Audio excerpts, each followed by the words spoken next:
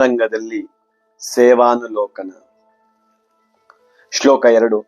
ಸಂಜಯ ಉವಾಚ ದೃಷ್ಟ್ವಾ ತೋ ಪಾಂಡವಾನೀಕಂ ಯೂಢಂ ದುರ್ಯೋಧನಸ್ತದಾ ಆಚಾರ್ಯಂ ಉಪಸಂಗಮ್ಯ ರಾಜಾ ವಚನಂ ಅಬ್ರವೀತ್. ಅನುವಾದ. ಸಂಜಯನು ಹೇಳಿದನು, ರಾಜನೇ, ಪಾಂಡುಪುತ್ರರ ಸೇನಾವ್ಯೂಹವನ್ನು ವೀಕ್ಷಿಸಿ ರಾಜ ದುರ್ಯೋಧನನು ತನ್ನ ಗುರುಗಳ ಬಳಿಗೆ ಹೋಗಿ ಈ ಕೆಳಗಿನ ಮಾತುಗಳನ್ನು ಹೇಳಿದನು. ಭಾವಾರ್ಥ. ಧೃತರಾಷ್ಟ್ರನು ಹುಟ್ಟು ಕುರುಡ.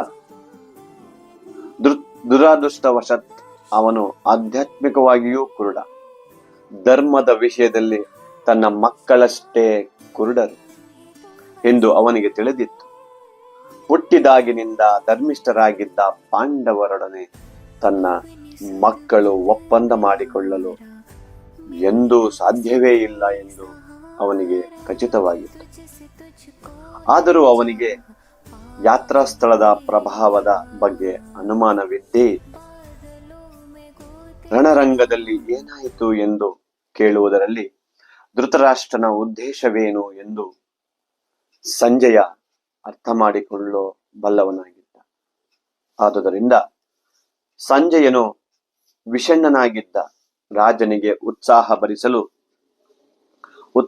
ಭರಿಸಲು ರಾಜನಿಗೆ ಅವನ ಮಕ್ಕಳು ಧರ್ಮಕ್ಷೇತ್ರದ ಪ್ರಭಾವದಿಂದ ಯಾವುದೇ ರೀತಿಯ ರಾಜಿಯನ್ನು ಮಾಡಿಕೊಳ್ಳುವುದಿಲ್ಲ ಎಂದು ಭರವಸೆ ನೀಡಿದ. ದುರ್ಯೋಧನನ ಪಾಂಡವರ ಸೇನಾ ಬಲವನ್ನು ವೀಕ್ಷಿಸಿದ ನಂತರ ಸನ್ನಿವೇಶವನ್ನು ವಾಸ್ತವವಾಗಿ ತಿಳಿದುಕೊಳ್ಳಲು ಸೇನಾಧಿಪತಿ ದ್ರೋಣಾಚಾರ್ಯರ ಬಳಿಗೆ ಹೋದ.